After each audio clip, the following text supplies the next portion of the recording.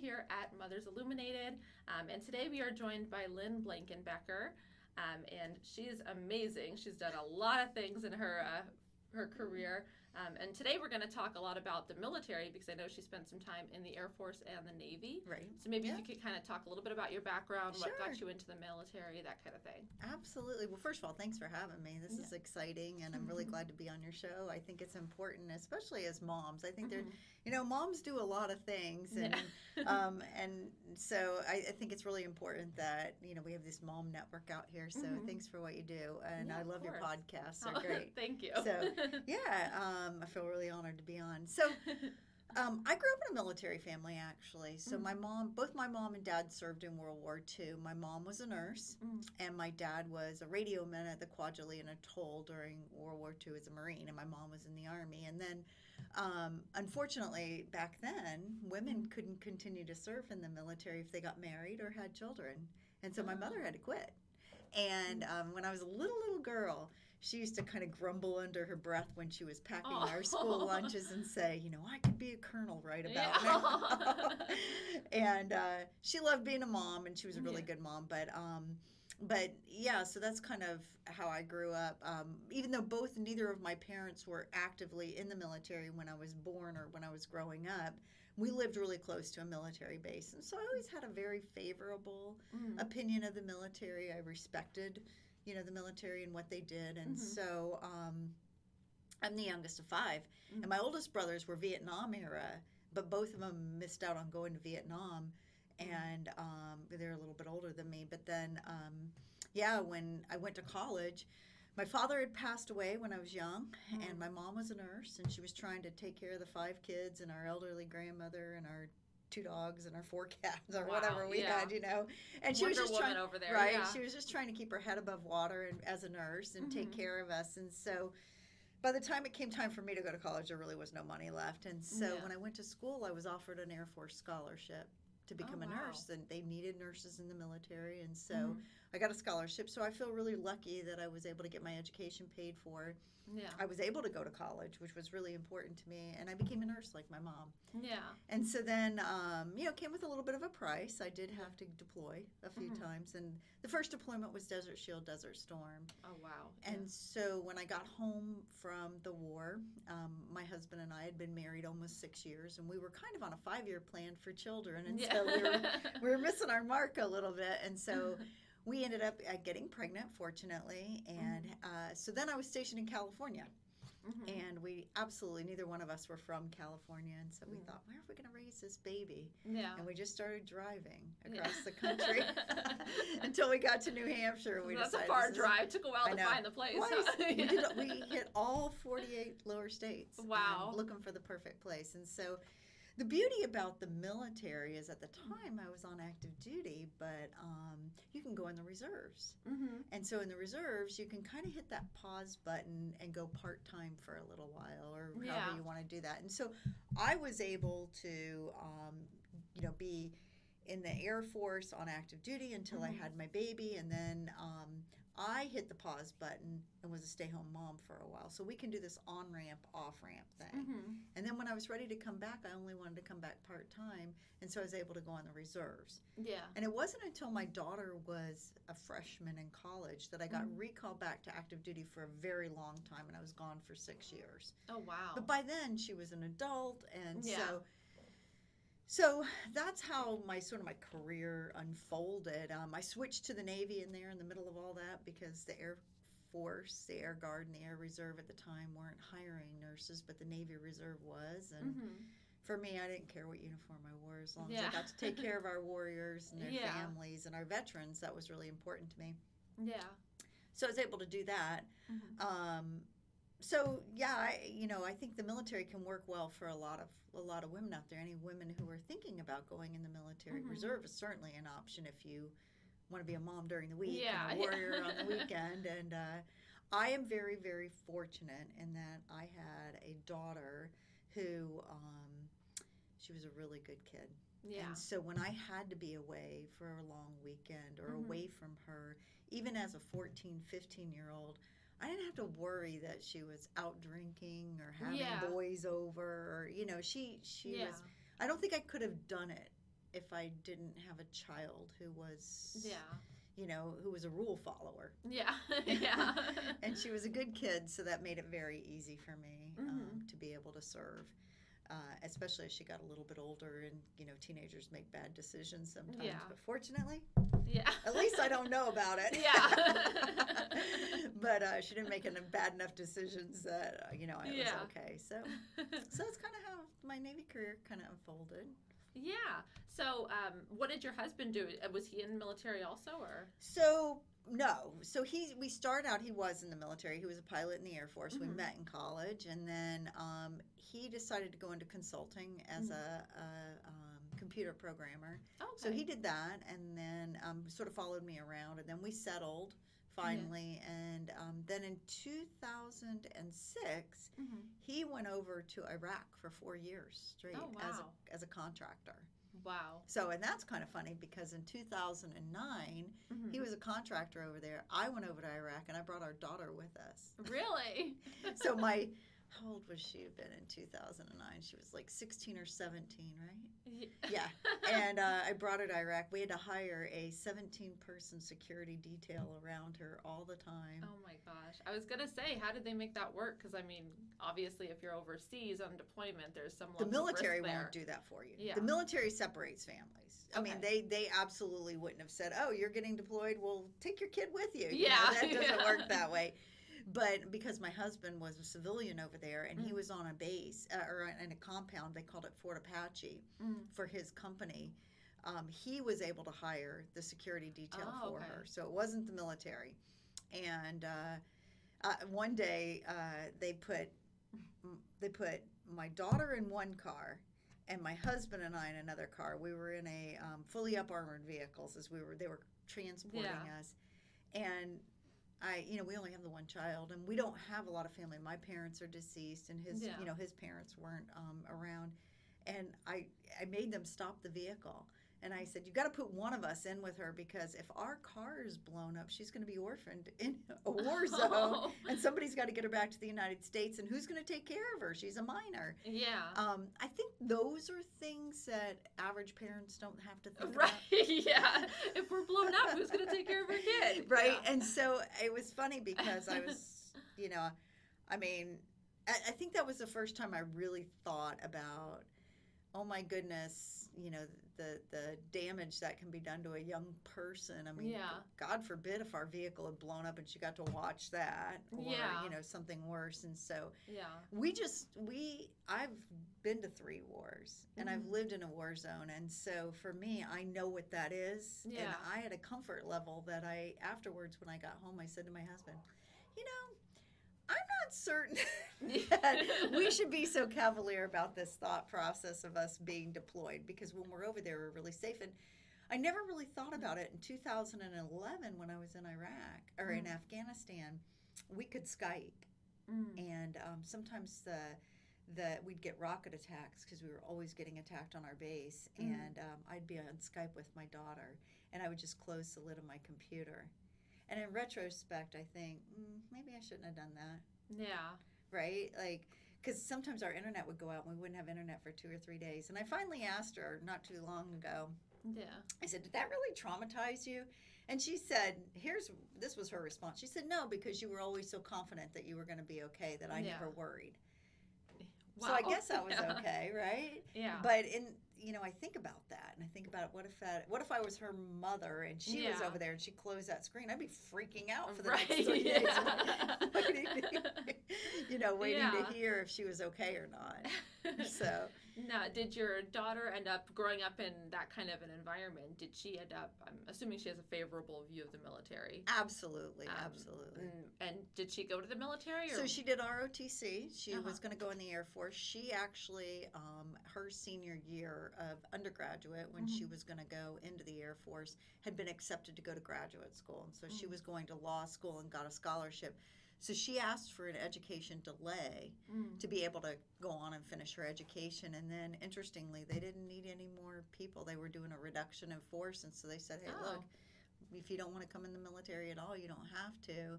And by that time, she was on a career path to be a judge. Yeah. So she started, she started establishing her resume to get on that career path. But no, she has a very favorable, view of the military. Yeah, and she's still, it sounds to me like she's still on a path that, you're looking towards justice and that kind of, morality that's similar to the military. So that's interesting that it's like your parents, were in the military. It inspired you, and then now you've inspired your daughter to kind of follow a moral path like that too. Did you, so when you were overseas, obviously I'm sure there was a lot of traumatizing things that you experienced over there.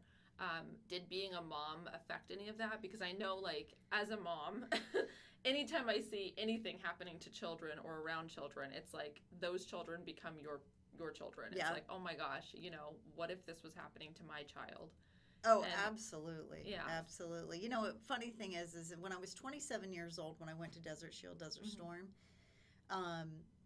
the casualties were all my age, and I didn't have children.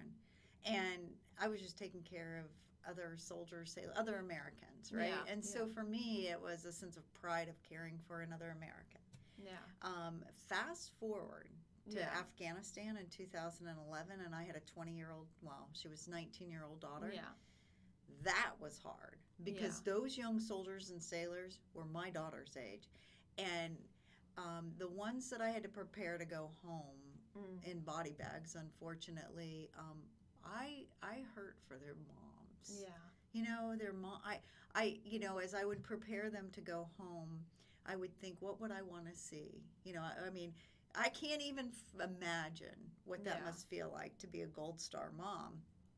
And so for, to prepare those young men and women to go home. Have you heard of that movie, Ashley's War? No. So there's a movie that's coming out. I'd encourage folks to see it. It's called Ashley's War. This was the first time in Afghanistan that we had used a women's special forces unit, and they had trained this unit. So a lot of the houses in Afghanistan that were fronts for either Al-Qaeda or the Taliban or for drug running, they figured out very quickly that the U.S. military they wouldn't hurt women. And so they fronted all those houses with women. And so when the soldiers would come around and try to kick in the doors, or knock on the doors and try to stop that terrorist activity or that whatever that was going on there, if they encountered these women, they would move along. And so the U.S. military caught on to that. So they decided to get this special forces group of women. And one night they were out, and they always did these patrols late at night. And this Army unit of young lieutenant women were out on patrol, and unfortunately they hit a daisy chain of IEDs, and they all exploded. And Ashley was one of the officers who was killed, and she was my patient. And so now the story of this women's special forces group was so, it had been talked about so much that an author heard the story and asked the mother if she could write the book. And now it's going to be a movie that Reese Witherspoon is directing. Wow. So I think it's going to be a really good movie. And, it's funny because when Ashley came in, I thought to myself, is she a wife? Is she a mother?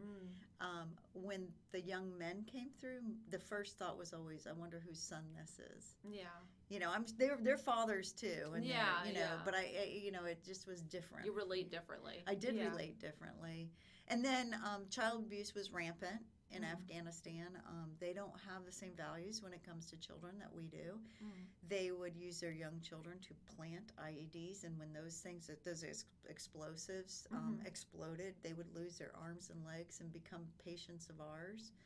And that was really hard. But the hardest part was the children that were intentionally injured. So during the winter months, we had a place in our hospital called the Village. And so it was, you had food and shelter and showers and warmth. And so these Bedouins would intentionally burn or harm their children to get them into the hospital so they had a place to stay for the winter. So they weren't getting bombed, and they had food. Oh my gosh. And so that was hard, because I had a kid whose dad stuck a pickaxe through his head. And, it was clear. You could see the injury. And he told us he fell off a horse. Oh my gosh. You're like, yeah, no. No.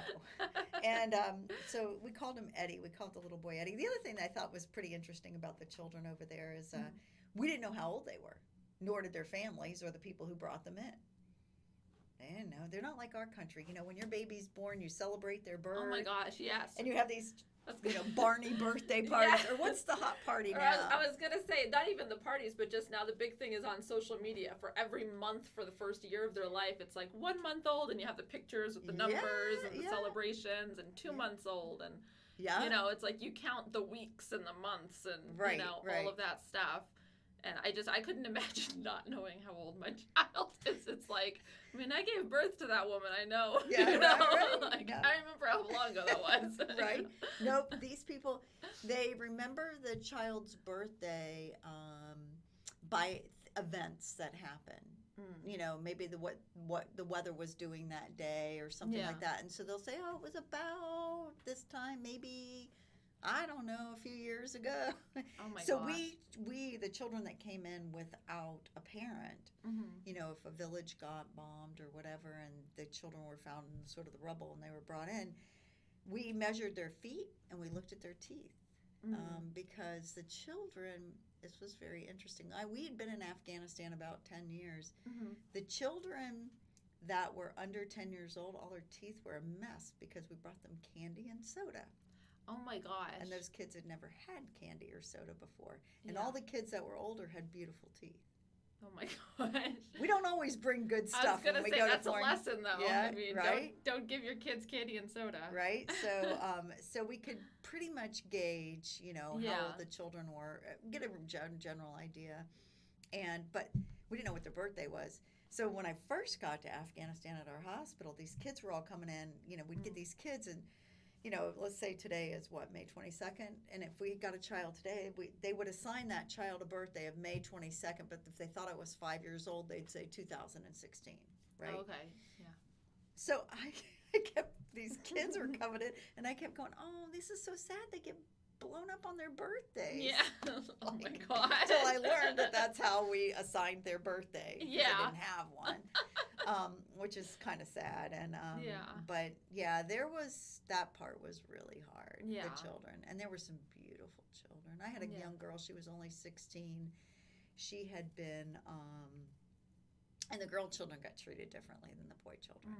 But the girl had been. She'd gone into cardiac arrest from a blast, and we needed to do CPR on her, and the villagers, the men that brought her in, wouldn't let us touch her. So we kept saying, we can save her life, and they were like, nope, she's never been touched. Why didn't they want you to touch her? Because it would be like you spoiled her, and no man would ever marry her over there. So they said, turn her towards Mecca, and we stood there and watched her die. Oh my gosh. 16. She was like, she should have been going to prom. Yeah. Right? If she'd been in the United States. Yeah. And that part was hard. Yeah. Yeah. Yeah. I can't even imagine. It's like it's cardiac arrest. I'm not a nurse, but I'm pretty sure you're not going anywhere near the hoo-ha to fix that. No, we weren't going to touch any part of this. No, but I think it was because we had the chest. Mm-hmm. Wow. Yeah. It's definitely a different culture, and it's, It is.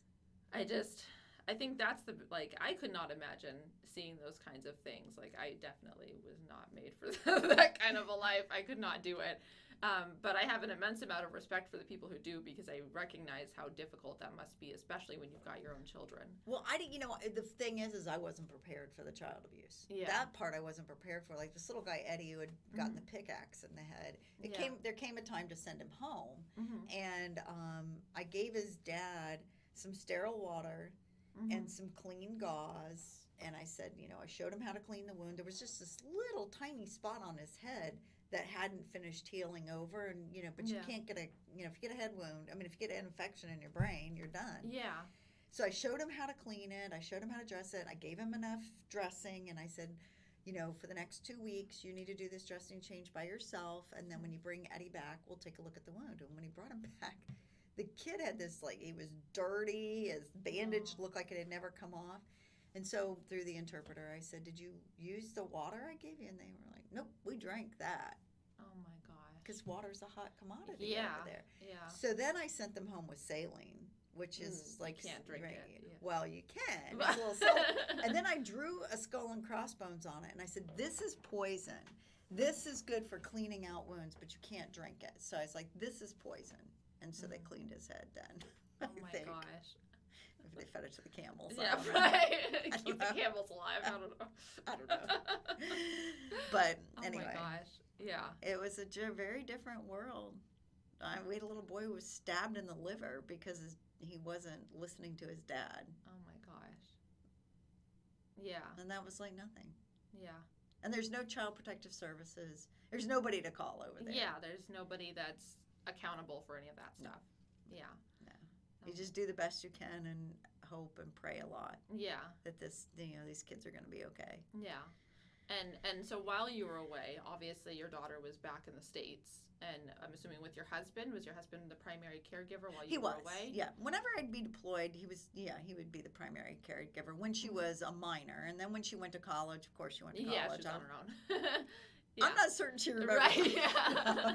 No, it was good. And, the homecoming was really good because I got home, I surprised her. Yeah. She played in the marching band for Baylor University, and so the day I got back, they were at a bowl game in San Antonio, Texas. So I slid into San Antonio, Texas, surprised her on the football field. Aww. So that was good. Yeah, it was really good.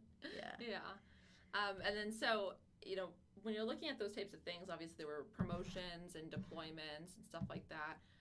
Do you have any tips for any sort of moms that are out there and kind of going through that might help them make that a little easier? Oh, yeah, definitely. The old adage in the military is, if the military wanted you to have a baby, they would have issued you one. Yeah. That's what they used to say. Yeah. The military's gotten much more mom and dad friendly, frankly, because it's not just moms. There are single dads out there in the military as well. But there are, the moms are, it's a little bit harder for us because we're the ones who birth these babies, you know, and so it does become a little bit it's physically more taxing on us, especially. But,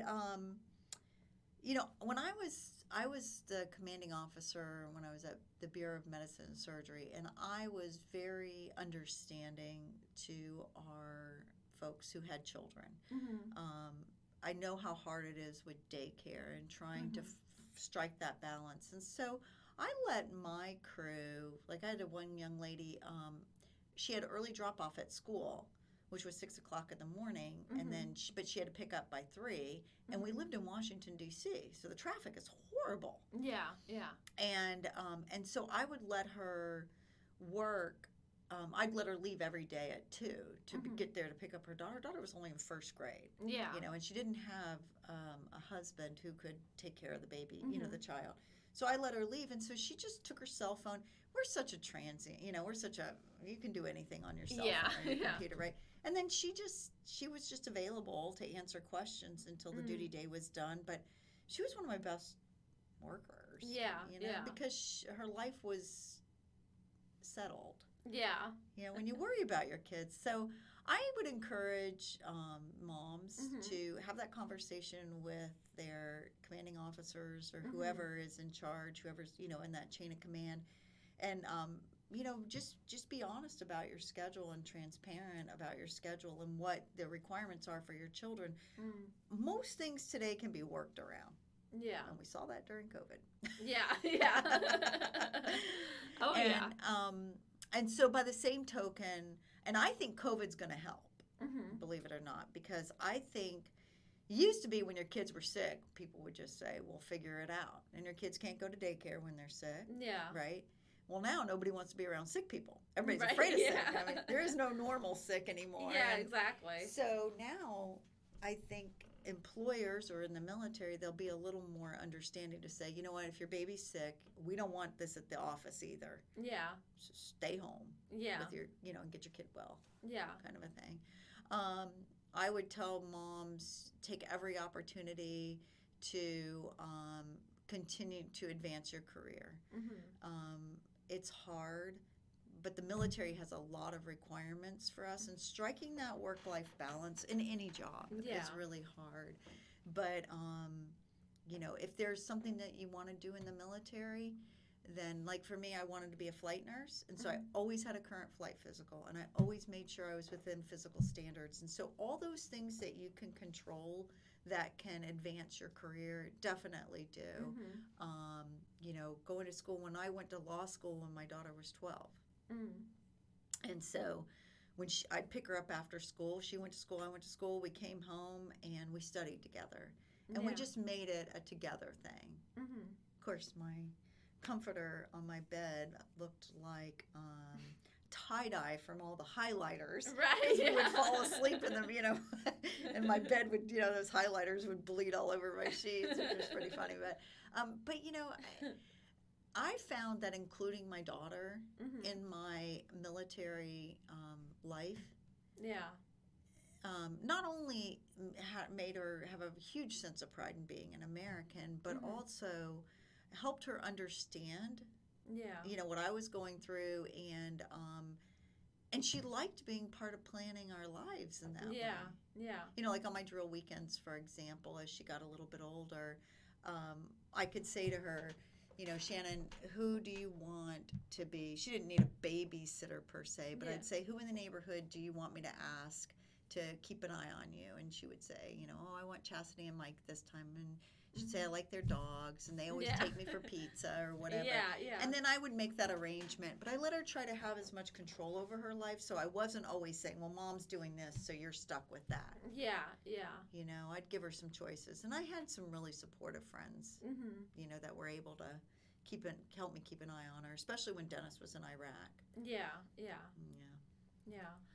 And then, so if you had to talk to somebody who, maybe a young woman who doesn't have a family yet, but is looking into, joining the military, the idea that maybe a family isn't her future is there, obviously. So what kind of advice would you give that to somebody who's may have a family in the future but wants to pursue the military? Oh, I would say definitely pursue the military. It was one of the best decisions I ever made. And, I think deciding what you want your child care situation, what works well for you. So for me, for example, I wanted to be a stay-home mom. So I wanted to hit the pause button. So I positioned myself. It just takes a little planning. But, and like I said, we were on a 5-year plan, but we got pushed to 6 years because a war happened. And then I had to get deployed. But, if you're a planner at all, then it's very easy to do.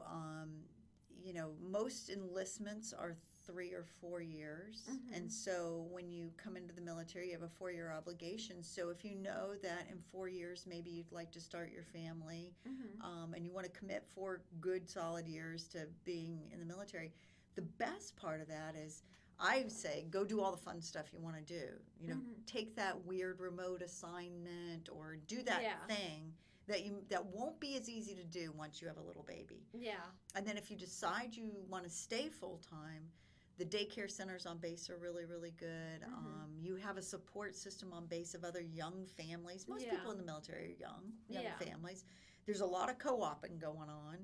You watch my kid today, I'll watch your kid tomorrow kind of stuff.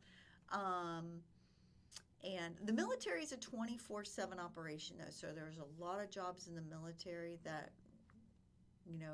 don't know weekends and don't know holidays. Like being a nurse or whatever.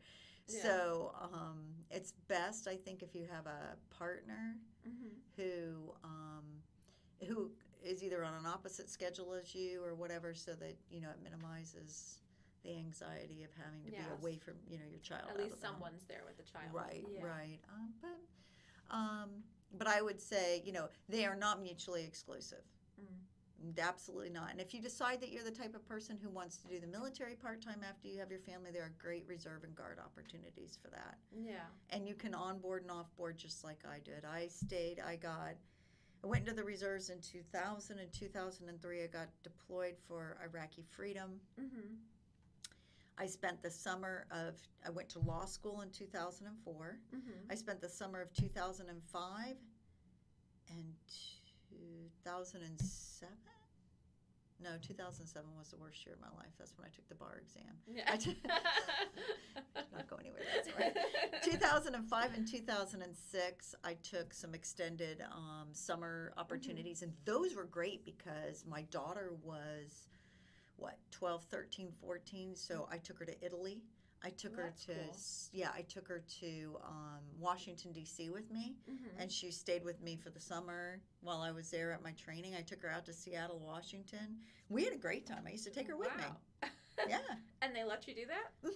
As long as you had a plan in place. Yeah. So when I had my assignment out in Washington, her grandparents lived out there, and she had an aunt out there. And so what I did was, and she was old enough to stay on base by herself during the day. So when I had to go to work during the day, I went to work. I left her base. Military bases are very safe places because there are gates around them. Yeah.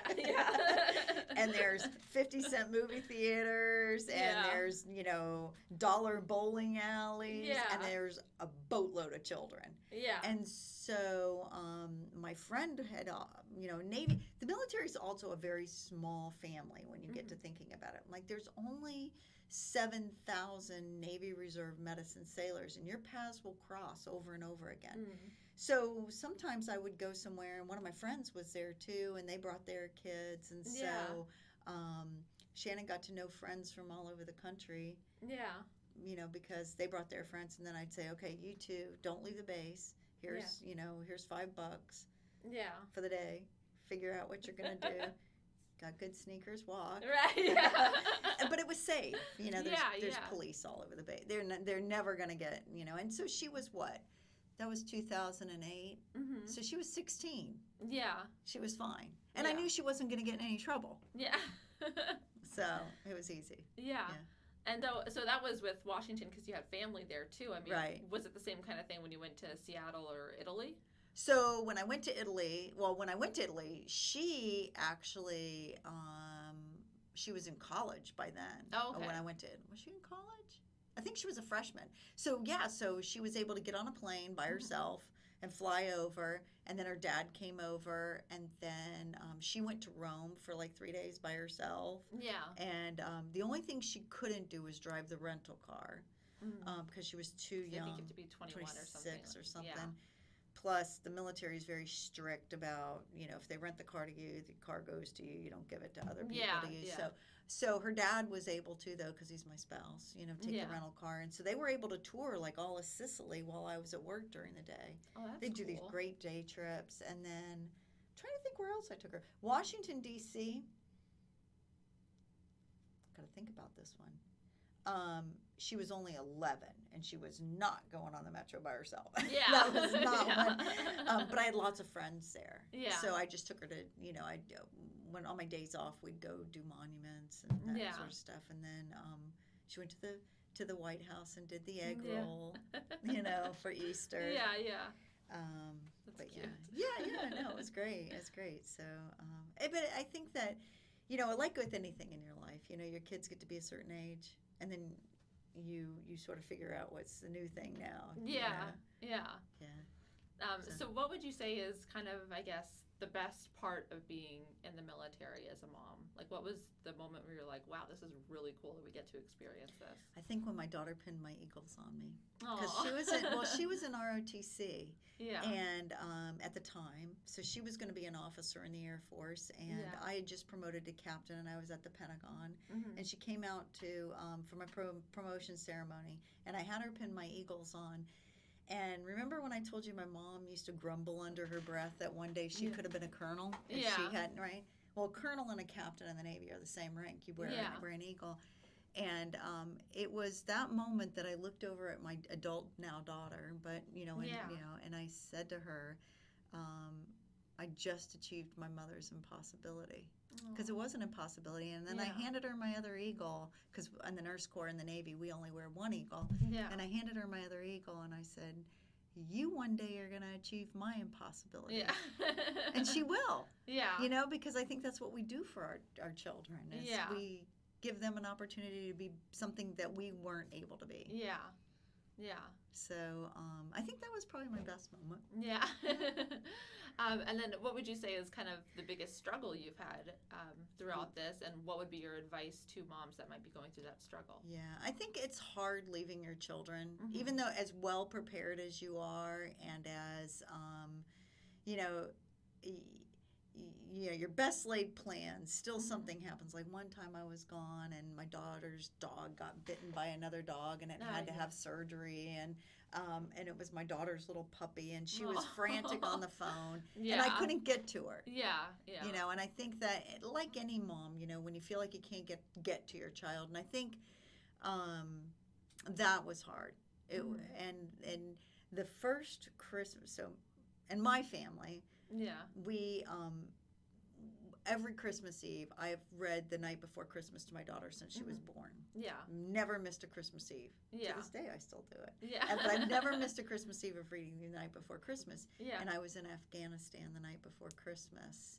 Aww. And but by God's grace, Yeah. somebody, I don't know who this person is, somebody in the United States bought a bunch of those Hallmark books that you can read and record your voice. Oh my gosh. And it was The Night Before Christmas.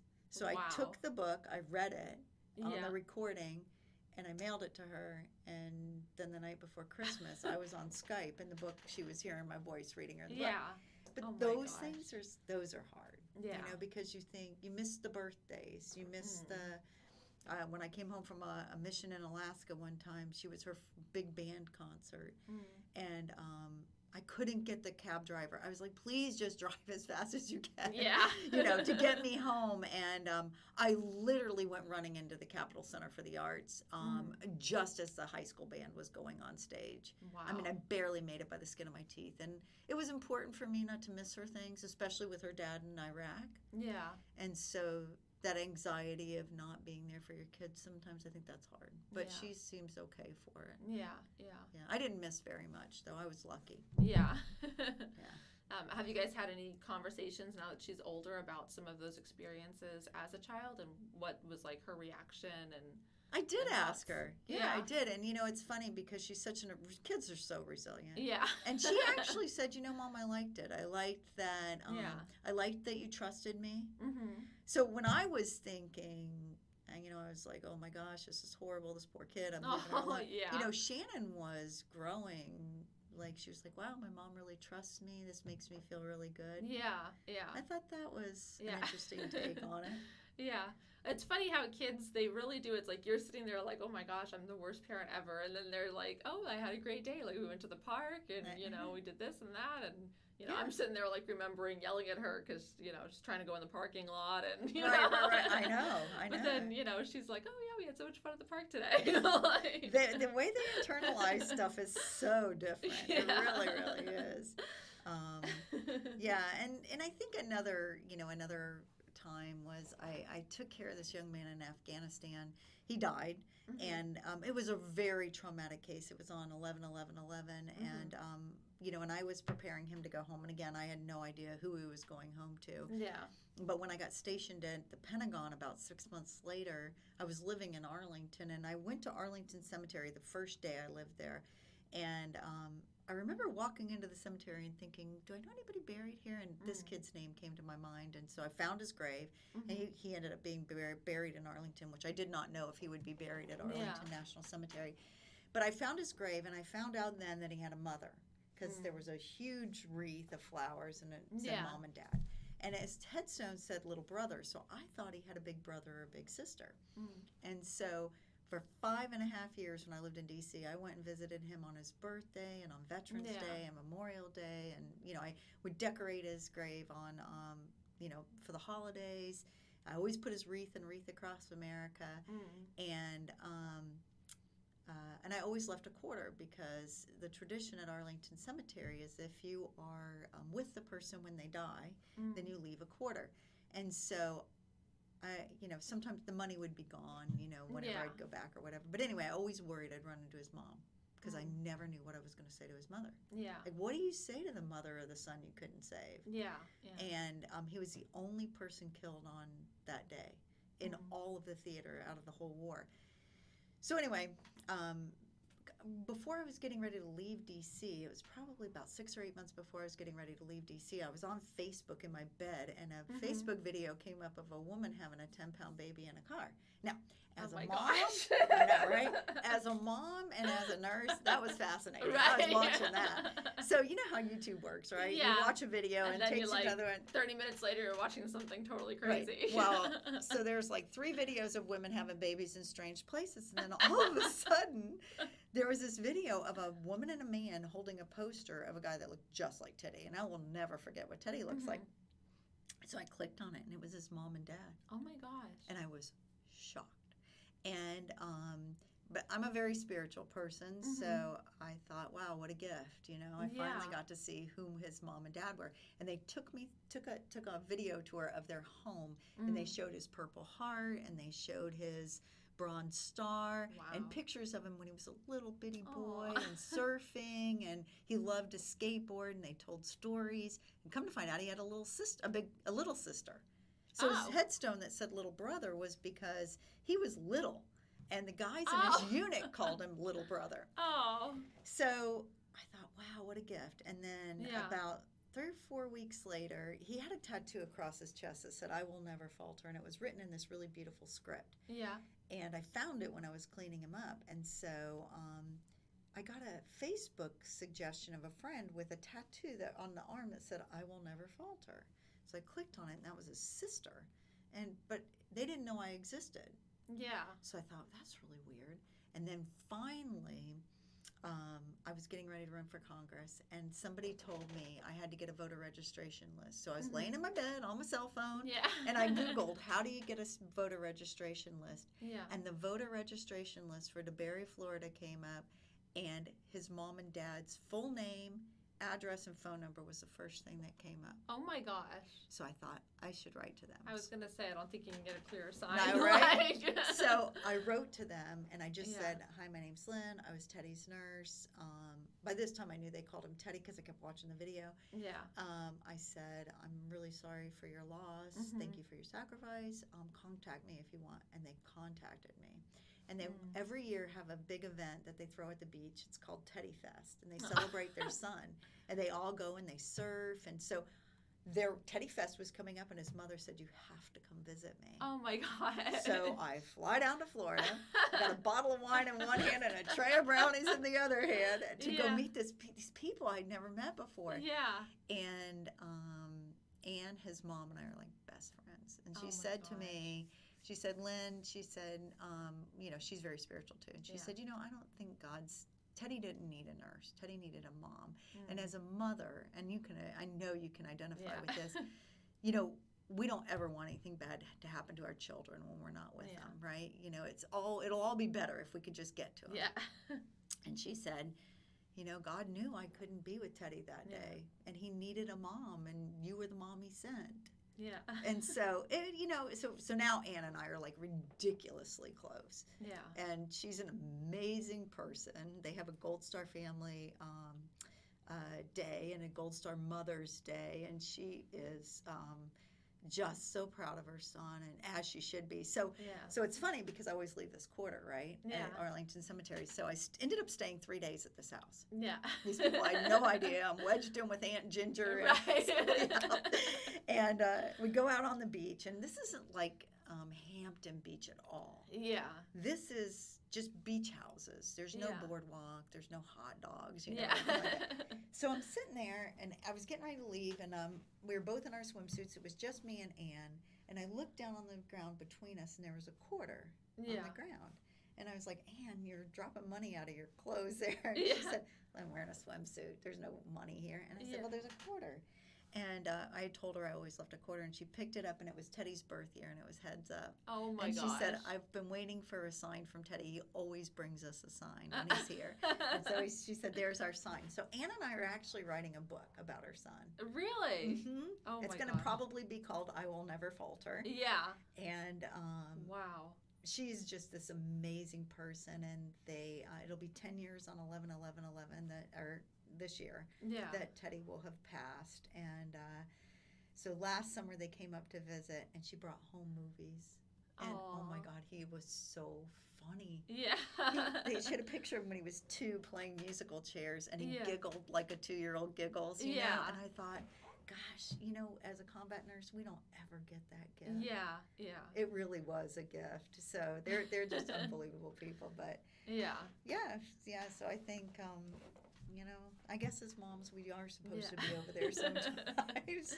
Oh, yes. And there was a great thing that I had read at one point, too, and it talked about how in the Bible you see, you know, all these men have to, like, go to the top of mountains. They have to, you know, go to, like, depths of, you know, extraordinary, you know, moments in order to find God.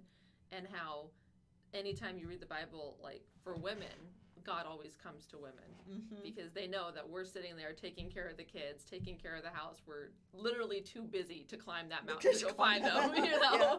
Yeah. And it's just so funny that, like, you know, moments like that happen. And it's like, that was definitely some sort of a sign from God that, you know, just those moments of God bringing it back to women because he knows that we're out there, you know, doing his work in a different way, you know? Absolutely. You know, I used to dream a lot about Teddy, and you know, the dreams were always disturbing, you know, and I wouldn't say they were PTSD, dreams. Yeah. They were just disturbing, you know. Yeah. And after I had a chance to talk to Anne, I think I just had a lot of internal struggle with. Yeah. I needed to see that a mom could be okay. Yeah. You know, because I wouldn't have been okay. I don't think I would have been okay, but you know, it helps me now with, you know, with our casualties and the folks coming back and the relationships that we develop with their, you know, with other moms or other people who are struggling, and definitely people who struggle with, you know, if their children have something, you know, an accident or an illness, you know, and how you kind of tap into that reserve somewhere. I don't ever want to know the pain she went through. Yeah. For sure. Yeah. But yeah. Yeah.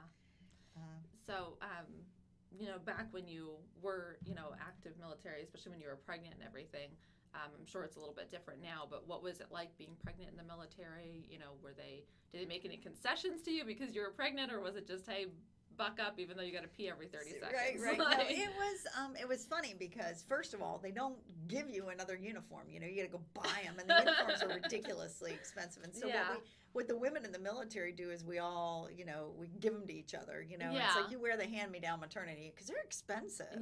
Ridiculously expensive. But no, you know, back when the 1990s, when I got pregnant in 1991, I was literally told by my commanding officer, when I went in and told her I was pregnant, by my boss, she said to me, literally, if the military had wanted you to have a child, they would have issued one to you. She said, this doesn't fit. And she said, you're just going to, you know, we're not making any concessions. But back then, the policy in the military was you could get off of active duty when you were 20 weeks pregnant. So regardless of what your contractual obligation was to the military, you could opt out and leave with no other obligation. So you didn't even have to return? No. Okay. That was back then. But that's not the policy anymore. Okay. The policy now is you work until your doctor tells you can't work anymore, just like any other civilian job. They do put you on a light duty, you know, they'll let you wear sneakers and not wear the, you know, the duty shoes or whatever. They'll make accommodations if you need to sit or if you can only work 4 hours or whatever. They make those accommodations for you. And then I think you get 12 weeks now of maternity leave.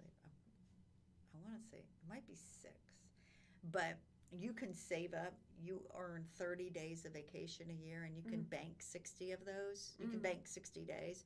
So you can save up all your vacation time, and they allow you to take that leave. So you can theoretically be off for three or 4 months. You know, while your baby's little. The dads now get paternity leave. That's a new thing. They didn't in the past, but dads get paternity leave. And they do the same thing for moms who adopt. Really?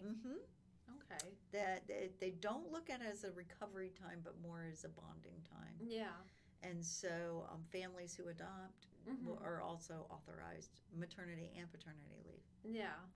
So I do have some friends who have their, husbands are active military, that kind of thing. So they do a lot of like the TRICARE is the popular, that's what they do with the healthcare insurance and everything.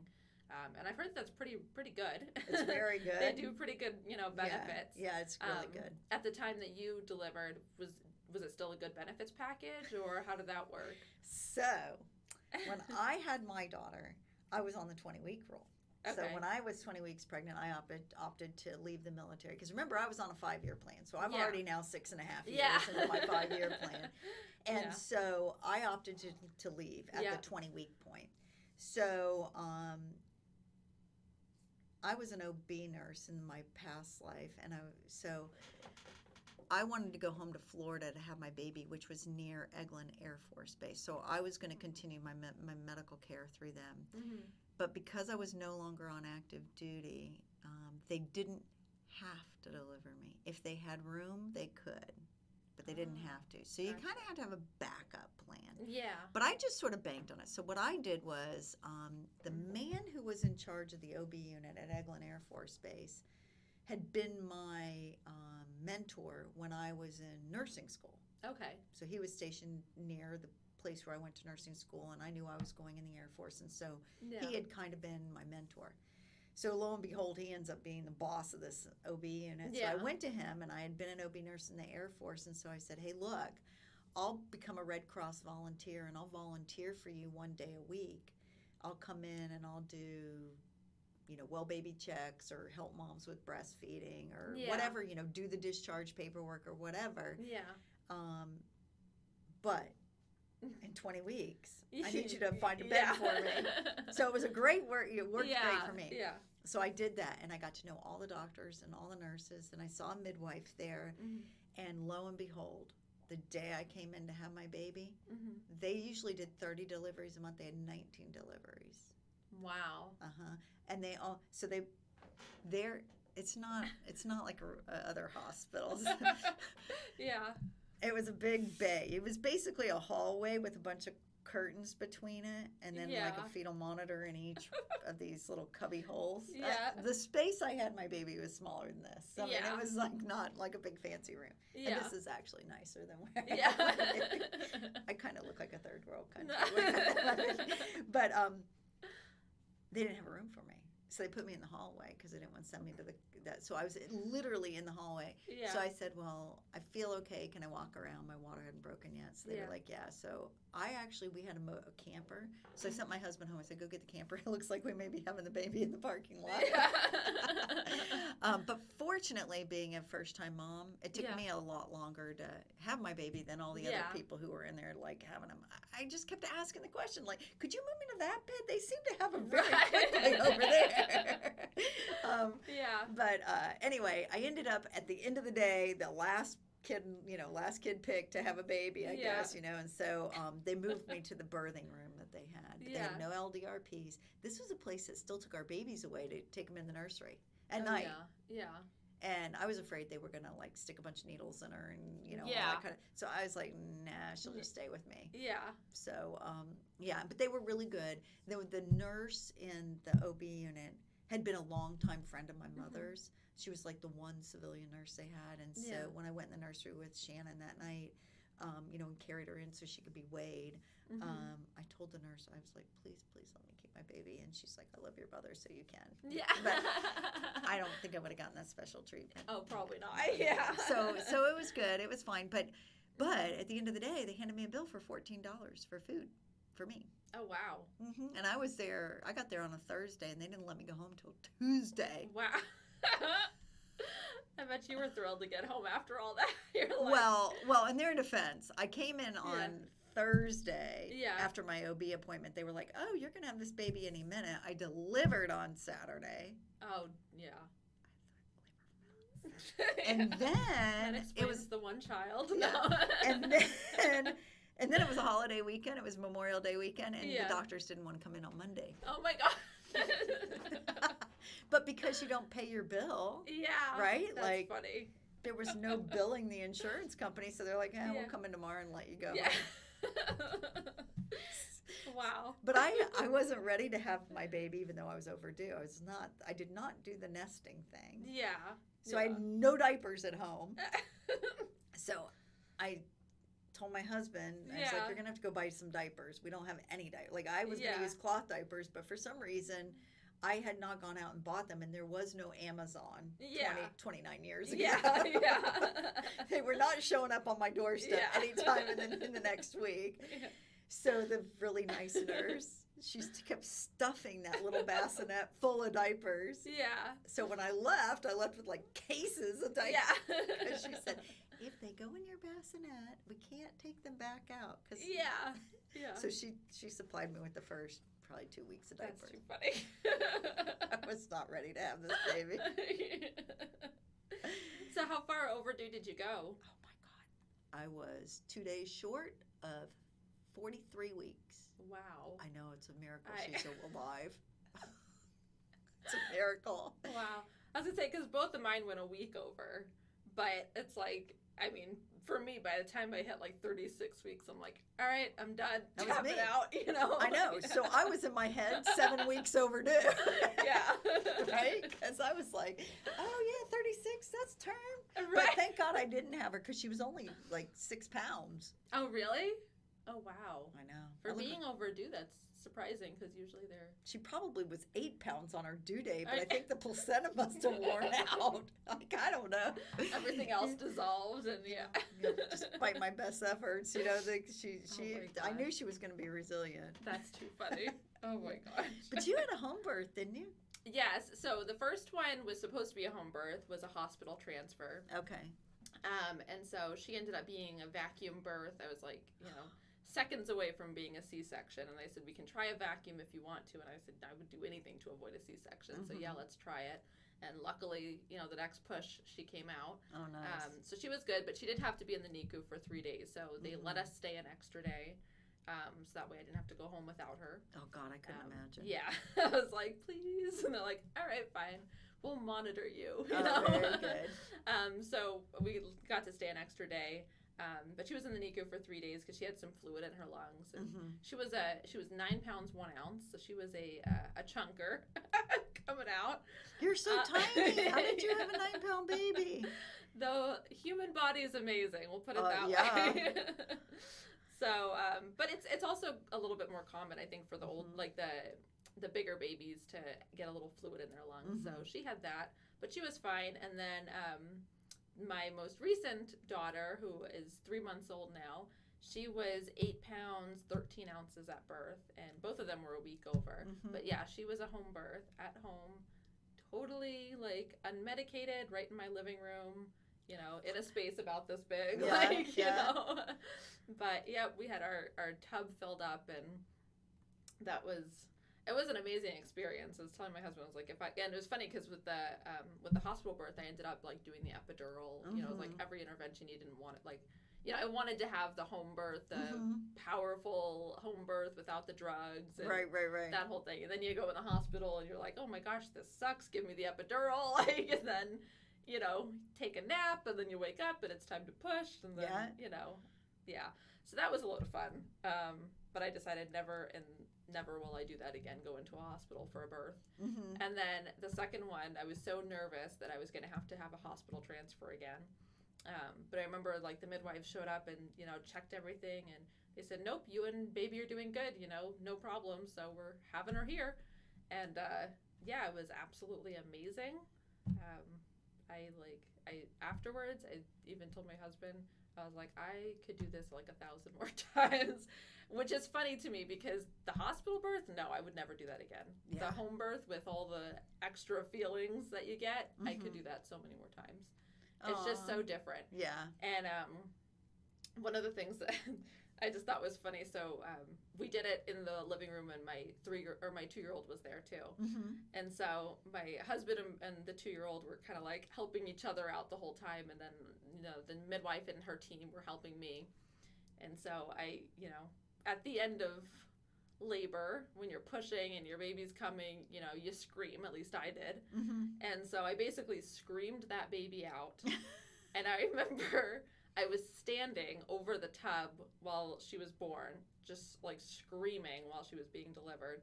And then right afterwards, like, you know, you're like in a totally different zone when you're giving birth. Right. Literally, like instantly, you're like, oh, baby's out. I feel fine, you know? Mm-hmm. And then I noticed my daughter was crying and she was standing right there. I didn't even know she was standing right there, but she was standing right there and she was crying. And I just like got down on her level and I looked at her and I said, it's okay. Mommy's fine, you know? And my husband was like, what just happened? Like, one moment you're screaming and then it's like, oh, we're fine. Don't worry. Like, yeah. I know, it's crazy, but it's isn't just it? funny what, you know, what the human body can do. It is pretty amazing what it can do. Yeah.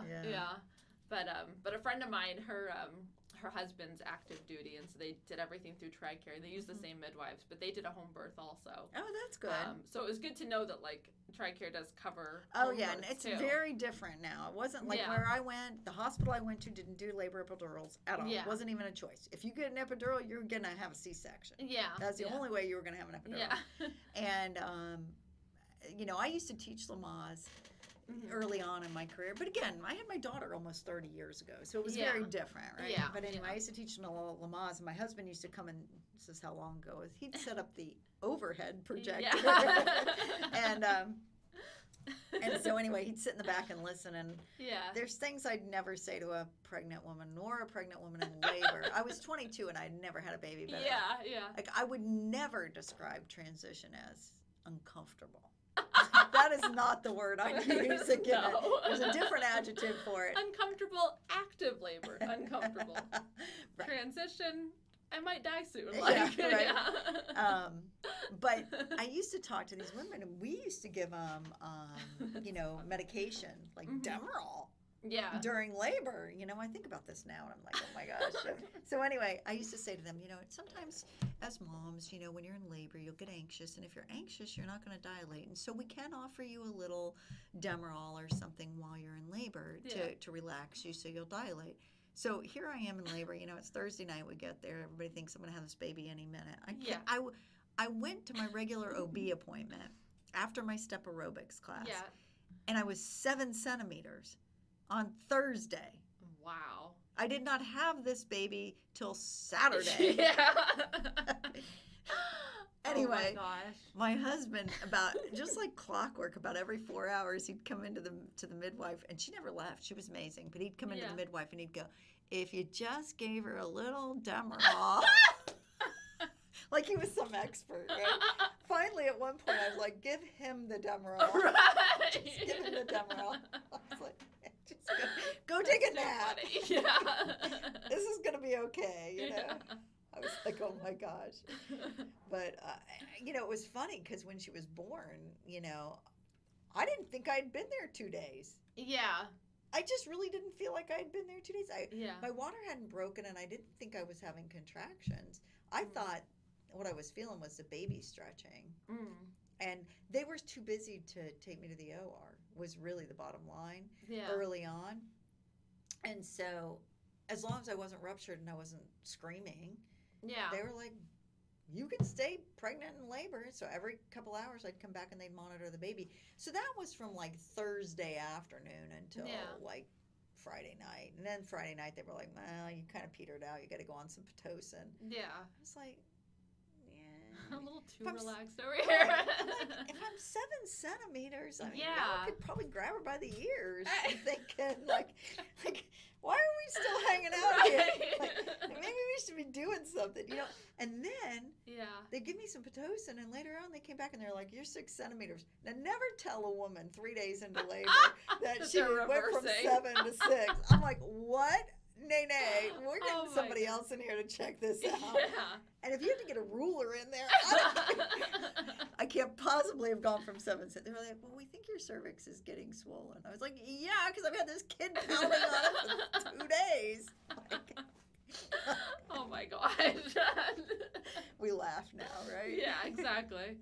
I know. But I did not have a C-section.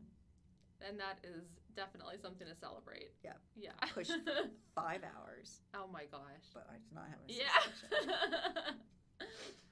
I was going to say, I think both of them were about, like, the first one was 2.5 hours of pushing before we decided to do the vacuum. And then the second one, I think, was around 2 hours of pushing. Yeah. But, it's funny how you really do. You get into, like, your own little zone, and, like, time just escapes you. You don't even I had no realize idea what it was time Saturday. It was. Yeah. So she's born, and all I asked was my mother had 10 grandchildren, and she wanted a baby born in May. We had one born April 30th. We had one born June. Yeah. Nobody ever made it to May. And I just, after she was born and the dust settled, and we didn't know what sex we were having, we didn't ask. And so then finally I asked somebody, I was like, what is it? Yeah. We got to come up with a name for it. And, yeah. But then I just remember going, oh my gosh, is it still May? Yes. It's still May. That's cute. I called my mom. I was like, Mom, you can get the emerald. I know, it's crazy. So do you know what, obviously that was a while ago. It was quite a few years ago. What's the pregnancy like? What does all that look like now in terms, I know you said that they'll let you take off after 20 weeks. No, that doesn't happen anymore. No, okay. No, if you are signed up for a contract, your obligation is your obligation. They don't give special consideration. That's right. So you do the maternity leave, but then you return. But you return. Yeah. And then, like I said, you can save up your leave. Mm-hmm. And you can save up your maternity leave, and you can probably get a good 3 to 4 months off after your baby's born, and just kind of take that time. The nice thing about the paternity leave for the husband or the partner, I should really call it a partner, because the military does recognize, other alternative marriages or relationships. The partner that doesn't have the baby, they can take it anytime. Mm-hmm. So if you want to wait a few weeks and then take your 10 days or whatever, they can do that. So that's kind of nice. And then they try really hard. If you're married and both of you are in the military, they try very hard to assign you at the same base or co-locate you. Like maybe one person's at the Pentagon and the other one's at Fort Myers, so that you're in the same town. Yeah. So they don't separate families. They don't like to separate families. And even remote assignments now, they used to have these 1-year remotes, and everybody was required to go through a 1-year remote cycle, and you left your family. It means remote because you can't take your family, and it's god awful places like Iceland and Greenland and places like that. They don't do that anymore. Now they're all accompanied to pretty much everything's accompanied, unless you're in a really weird career field. Yeah. So that's good. You can go accompanied with your family. Makes the assignment a little bit longer, but these kids get these great opportunities to go to Okinawa and all over the place. Yeah. And then they do have a thing called exceptional family member. And so if you have a child that, say, is born with, some special needs and needs a particular type of service that you can't get in Germany or Italy or Okinawa, they will flag you as a person with an exceptional family member, and they will keep you at assignments where your child or your family member can get the care they need. Oh, okay. Yeah. That's really good. That is very good. And it doesn't have to be in the military hospital. It can be, so if you're in, say, for example, if you're at Jacksonville, you probably are going to be a patient at Mayo Clinic, with your child. If you have a child that's born with a condition or something that needs that kind of thing. And they will try to keep you there for your career. Yeah. And that has to do with schools, very accommodating with schools and stuff like that. Yeah. And so, for you guys, it was kind of easier because you weren't really moving around a whole bunch, right? No. So for her, she was in the same school district basically the whole time. She stayed put, right. She only moved when I went to law school, but the rest of her time, she stayed right in the home we built, in the community, with her friends. And she got to go some cool places. Yeah, yeah. But nothing that really affected, like, school life or friends or anything like that. No. So I know you had said that you also ran for Congress recently. I did. Which I voted for you, by the way. Oh, thank you. I appreciate that.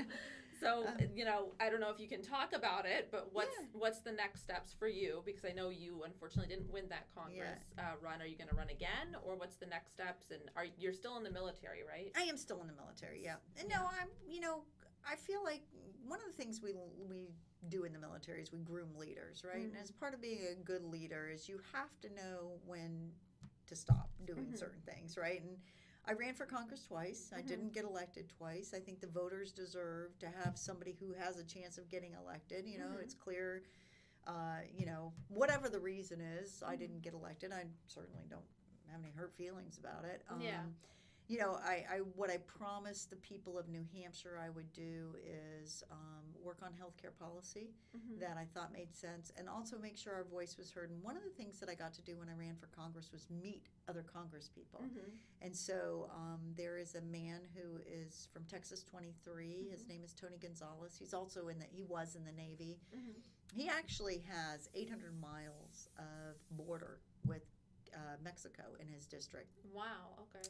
But I work for Tony now doing his healthcare policy, helping him with healthcare policy. So just like I promised the people of New Hampshire that I would work on healthcare policy, whether I was elected or not, I was going to do that. So I don't feel like I've really missed out on an opportunity to help the people, which is what I wanted to do. And the nice thing is I have the ear of Congressman Gonzalez. And so things that are important to New Hampshire, like being first in the nation, things that necessarily wouldn't be a Texas thing, but are important to people in New Hampshire, I can text Tony and say, Tony, I need you to vote a certain way for New Hampshire. Please consider us. So we kind of do have a voice in Congress. It's just not Lynne, it's Tony. So that I think that part was really, really good. As far as running for anything, running is hard. And the hard part is not the commitment. I've been in the military 35 years. I'm committed to something bigger than myself, and I do care about people. It's really not that. The hard part is raising the money. It's ridiculous. It's millions of dollars, and I'm just not a good fundraiser. I am not good at asking people for money. I'm just not. And so if there was something that I really felt like I could make a difference, and I felt like I had the right skill set, I would absolutely run again. I'm not against running for anything. But right now, I think we have good candidates coming up for all the seats. Okay. And I haven't seen what's happening. I hear a lot of rumors. But right now, probably the only thing that I think I haven't heard anybody running for is a state Senate seat in our district. And so if nobody put their name in the hat, I would be willing to do that. Again, I hate fundraising. So. But I think it's important because I think there's a lot of issues I was a state rep for a while, and I think we did really good work. I was very committed to families. I think policy, New Hampshire needs to keep working on families because we're one of the oldest states demographically. Not our state's been a state longer than anybody else. Our people are older generally in our state. And if young people are going to come and raise their families, we have to entice them. We have to give them a reason to come here. We have to have good jobs, and we have to have affordable housing, and we have to have those things that are going to bring in the young people. I want my daughter just bought land in New Hampshire, but I want her to raise her family here, and I want her to. I love New Hampshire. I have a lot of pride in New Hampshire, and I think it's a great place to raise a family. And I feel bad that young people can't move home and raise their families in what I think is still, although our freedoms are chipping away, still the freest state in the country. And so if I could do something to help families, I really believe in education choice. I don't believe in lists. I have a lot of issues, but we're not here to talk about politics today. But boy, COVID has given me a lot of thought for that, And so, I'm not actively looking to run for anything, but if something came up and I had a skill set for it, I would absolutely do it. And you're actively still in the military. Are you going to continue that, or are you looking at retiring No, soon? I am going to put in my paperwork pretty soon here to retire. I go over 35 years of commission service on May 30th. May 30th was a big day in my life. Yeah. I graduated from high school on May 30th. I had my baby on May 30th. Oh my gosh. I joined the military on May 30th. Wow. I graduated college on May 30th. Yeah, May Yeah. 30th is a big day for me, and that's my anniversary for going in the military. So I'll put my paperwork in this year, and then I'll retire June 1st of 2022. Yeah. Officially retire. But it Yeah. takes about a year to get out of. It took me 35 years to Yeah. entrench myself. I have to wedge, they have to pry me out now. Right. But it's time. It's time. Again, as a leader, Yeah. There's some commander sitting behind me waiting for me to go home so they can promote into my spot. So, Yeah. you got to do the right thing there too. Yeah. And so once you're done, once you retire, and I know you said you may or may not run again. That's not, really something you're actively thinking about. But what is like the next step for you? I mean, once you've retired, do you have another goal, that you're going to be working towards for your career? My Or? kid is going to have a baby, Yeah. so I can rock a grandbaby on my front porch. Yeah. But no, I'm probably, I don't know. I really don't know. I've never been a person, I really feel like that we live in a country where opportunity abounds, and I've never shut the door on an opportunity in my life. Yeah. And so I am sure something else will come up. Yeah. And whatever it is, I don't know. If it's something I believe in, I'll probably dive in both feet. So right now, I don't know. Yeah. I don't know what that is, but if you told me a year and 2 months ago that I was going to be getting on a big white ship and sailing over to New York City to go take care of a pandemic, I would have laughed in your face, right? So, who knows? We're in a crazy time. Yeah. And, China's out there brewing and Israel's out there brewing. So there is a chance that I don't get to retire if they decide, that they need me over there doing something on a battlefield again. Yeah. So, I just keep all my options open, I guess. Yeah. But if I could write if I could write my future, Grandbabies. So I am a grandma in training, just so you know. So if you need a date night, Oh yeah. I can do. Now I know who to call. You can call me. I love babies, and Oh.